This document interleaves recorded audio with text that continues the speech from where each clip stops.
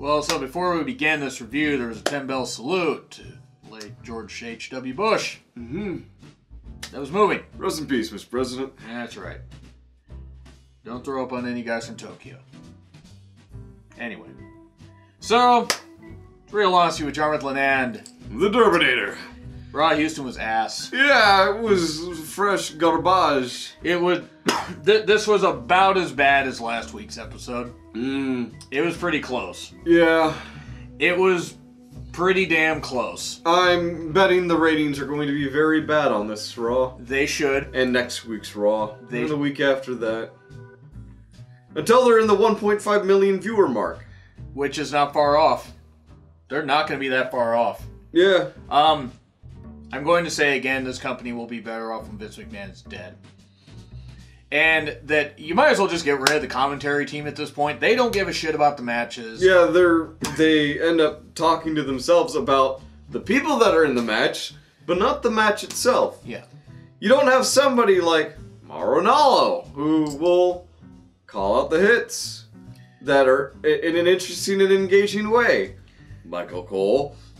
Even Phillips is not that bad. Vic Joseph is not that bad. Nigel's okay.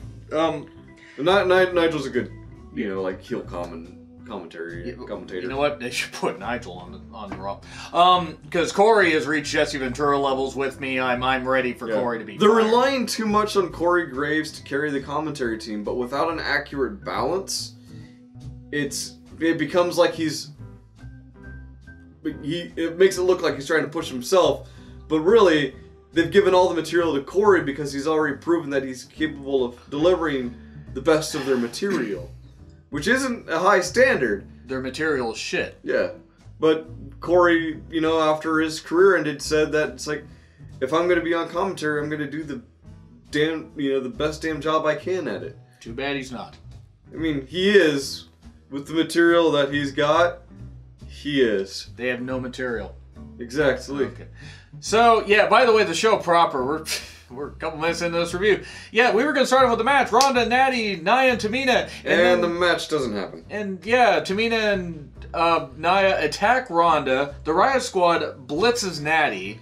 Man, I feel like we've been here before. Have we been here before? I feel like we've been here before. Yeah. We have been there before. And there was a table bump, so I think we're probably going to get Natty and Sasha and Bayley versus the Riot Squad in a tables match.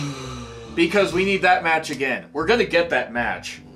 We're going to get it. You know we're going to get it. Or we're going to get Ruby and Natty in a tables match. But anyway, and the Riot Squad are going to lose again. Oh god, she's going to put all three of them through a table. I don't want that to happen. I love the Riot Squad, but just so the heels have to win sometimes, and in the right situations. The right heels. This night was all about the wrong heels winning, or a lot of them. Yes, it was bad because the match never happened. Actually, no, that would be incorrect. This night wasn't about the heels winning. That was last week. This night was about the heels winning, but Finn Balor undermining every single one of them, and we'll get to that part. Right. There was another Q&A with Alexa, Bayley, and Sasha. Oh, God, this is bullshit. I don't know who all the people were, the fans, I don't But care. they were definitely not local wrestlers! No. Not at all! Sure, they were muscular and well-built, and they look like they're athletes, but, I think it's fine. Except for that one guy in the front row, the last one. He actually seemed like someone who was an actual guest. Really? Because he looks like... okay. I thought he meant the black guy. I was like, no, the black guy looked like he was a wrestler. Yeah. Looked like he was like... What the fuck was it? Iceman King Parsons' son. WCCW, shout out. Yeah, this was bad. This was just... It's bad! It's bad! You know it! Move on! They've ruined Bayley and Sasha, that's all I'm going to say. They've ruined them. They've ruined them. I believe Jonn is trying to sum up his they've ruined X with, they've ruined WWE. I have not ruined any of my X's, by the way. Sure. Yes. Then we get a random tag team match because reasons. We get Bayley and Sasha versus Mickey and Alicia with Dana at ringside. Dana, who teamed up with Sasha and Bayley at Starrcade not even 2 weeks ago. The fuck even. Bayley and Sasha won. I actually forgot who won. They won. Alicia tapped out. Ronda wants a tag partner and yells at Alexa. You should and me during that. Ember Moon! Because Ember Moon was the only one left. Yeah, Sid Bridge pointed out, Ember Moon was the only woman on the roster left. Ah, Sid Bridge comedy. Great follow. Then we get Corbin's rise to power. I don't know. Whatever. Yeah, right. But then we get Corbin trying to play fair backstage. Gable and Rude want a rematch. Rude must face Drake Maverick. And we get to that later. And then we get... Piss poor booking. Yes. We got to that to this point. We had Scott Dawson, who was supposed to be facing one of the Lucha House Party. No. And it ends up being... He asked for it. He asked to face one of them. Yeah. But then they're like, Lucha House Party rules! Is the Lucha House Party the heels? Are the Revival the faces? What the fuck is going on? The Revival has done nothing to hurt anybody. They've been trying to have matches and you've been fucking them over. Like, that's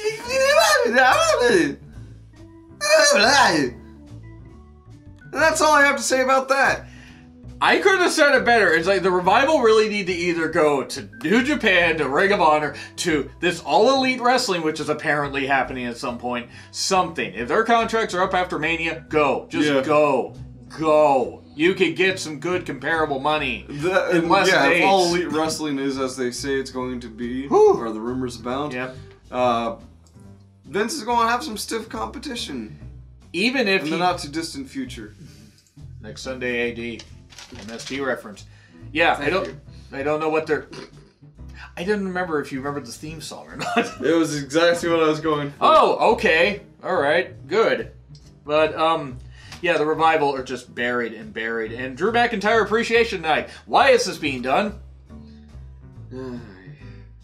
I appreciate Drew McIntyre. Not for Scotland. Well, I mean, it was for Scotland. But for Scotland!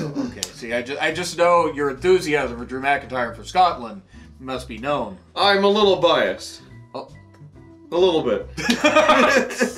So, yeah. Timing. Right? Yeah, it was it. Drew got a medal after some recaps. The gold medal for excellence. So... Sorry. No, whatever. Dolph then appears, and Drew just runs him down. Dolphin appears. And yeah, you get this go. He runs down Dolph, which actually This was actually a good promo. It was. He ran him down, and then we have a match, and it's Dolph and Drew against each other. It was a good way to separate Dolph and Drew. And that allows Drew to just stand on his own 2 feet as the dominant force that he is.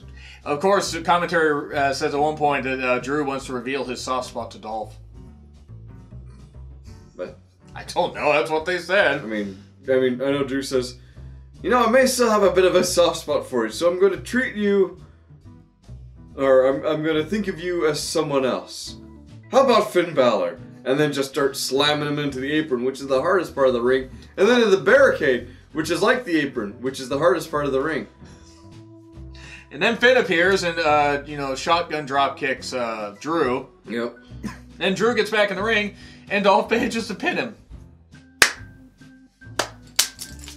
Okay. It was his first loss since his return to Raw. Drew's, that is. Yeah, and for it to be against Dolph was actually a fair thing. Especially with interference from Finn Balor, because they're trying to tell the story with Finn Balor trying to unite people against Baron Corbin Dallas. I mean, it'd be more interesting to use Baron Corbin Dallas. This was... No, sir, I am a meat popsicle. That guy's on later. I'm not a fan of Dolph being the one to give him his love, but I get why they're going with it, but Finn's going to get destroyed in like 5 minutes of TLC. It's going to be like 5 minutes. Probably. Our TLC predictions, by the way, next week will probably not be very long because I do not care about this card. And then we get another Drew promo where he's upset backstage, yelling at Charlie. Charlie is probably turned on. Probably. She seems turned on by a lot of things. We have Elias being so goddamn over. Yes. And then Lashley and Leo, because Leo has to ruin everything by simply existing on TV, at least WWE TV. Lashley looks so goddamn uncomfortable doing these poses. It's a dumb fucking gimmick. It's terrible. But it's definitely something that Vince would push for.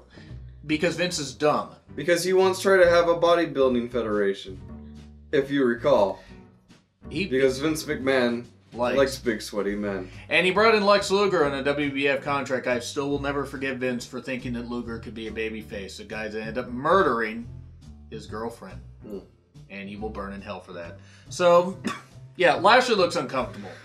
I mean, I hope he's getting a good chunk of money. Oh, he probably is. Because, good God. Balor put Leo in guitar range, and I'm sorry that Elias did not smash Leo in the head with that guitar. I mean, he did an adequate job of smashing him with a guitar anyway. Should have hit him harder. Look, Leo's doing his job. He's an insufferable gnat. I'm against injuries, but he needs to get injured. It was a breakaway guitar. It wouldn't have actually hurt him. It still can. It could have. Yeah. So yeah, again, get rid of commentary for good. If they're going to be this bad, get rid of them. Jinder then wants a match with Balor. Because nothing has ever happened that turns out bad in a Balor-Jinder match. Right. Like, wait. Oh, the concussion. Yeah! And he got rewarded for that with the WWE title win about a month and a half later. What the fuck? Right? Nia Jax ruins Survivor's... Or not Survivor... Yeah, Survivor Series. Survivor Series, yeah. That's right. Nia Jax ruins Survivor Series and she gets a shot at the title. What the fuck is going on? Well, remember, actually, she won that opportunity. Apparently, if you want to succeed in WWE, you just need to literally hurt your competition. Mabel got fired for that. He also hurt The Undertaker. And not be black. Because Vince McMahon... hates, like Orton, hates black people. We then get Rhino and Slater. They're going to be in a match to determine who is going to be fired. But before that, Rude versus Drake. And if Rude wins, his team gets a shot. And then AOP beats Shadow. Cedric Alexander didn't become champ until Triple H was in charge. Yes. Because an idiot was champion before Cedric. And Vince was in charge of 205. Yes, because Vince is an idiot.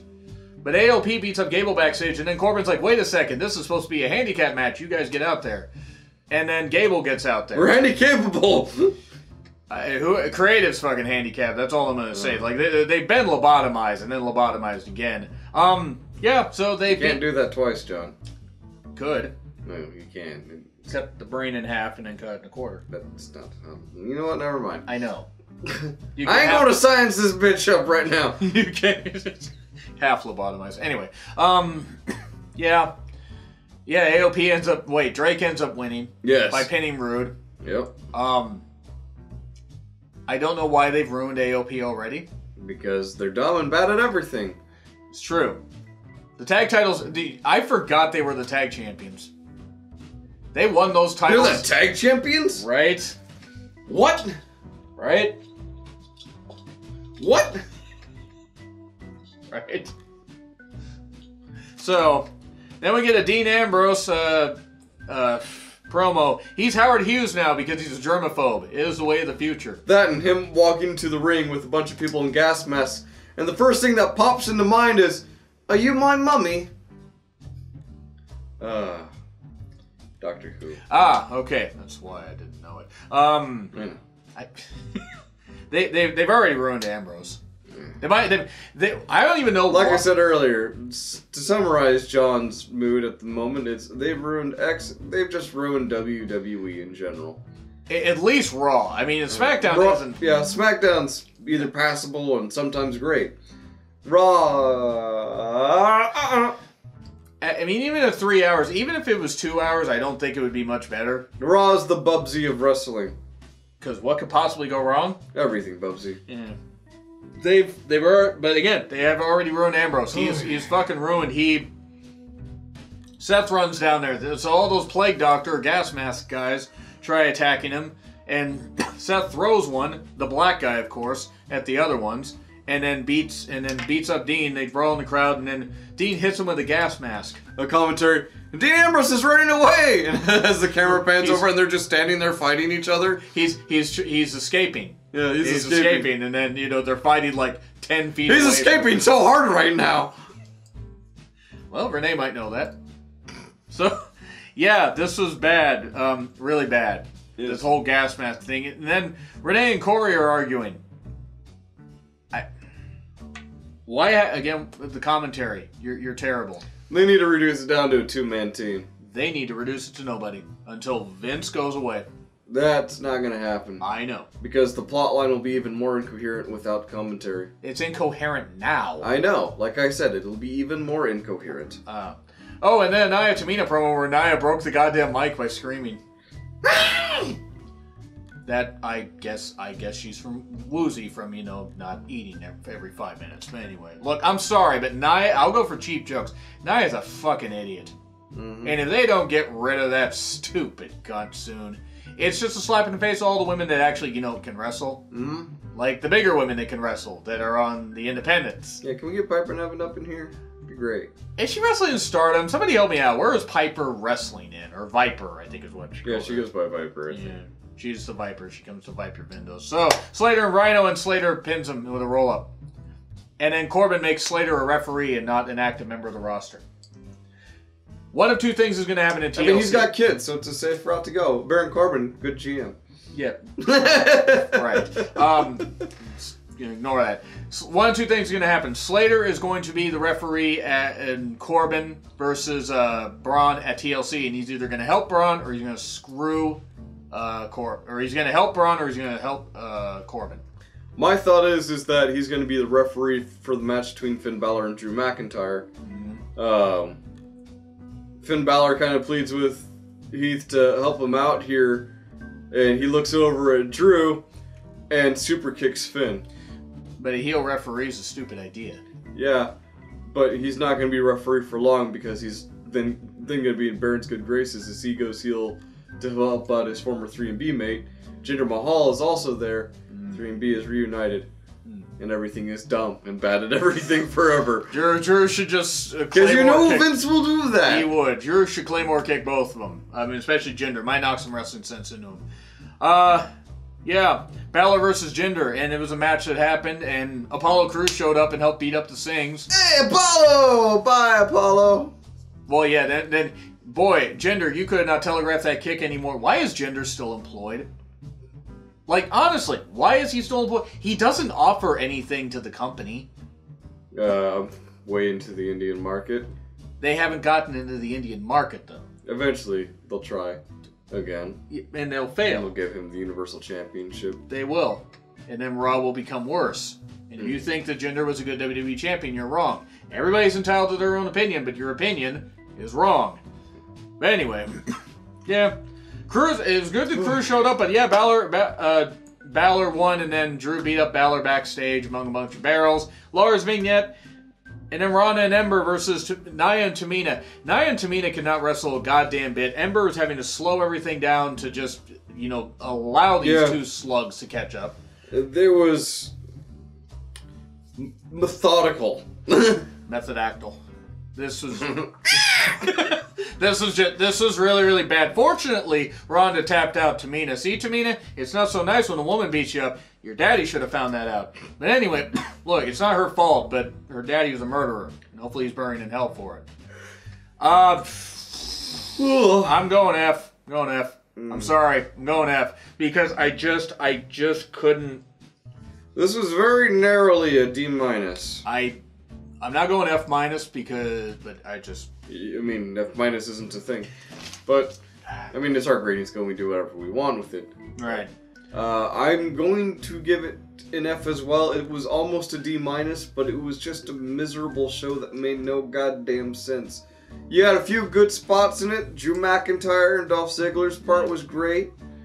Finn screwing up or messing with everything. Yeah, Finn, Elias.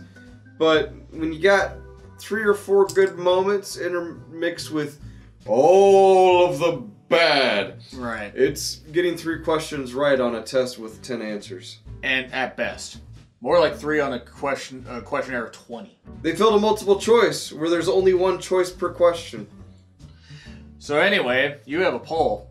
I have a poll. Yeah. I also have one up here, and this poll you can grade. God damn it! This has been Real Honesty with John Ritland. I am not John Ritland. I am the Derbinator. And you have a great night.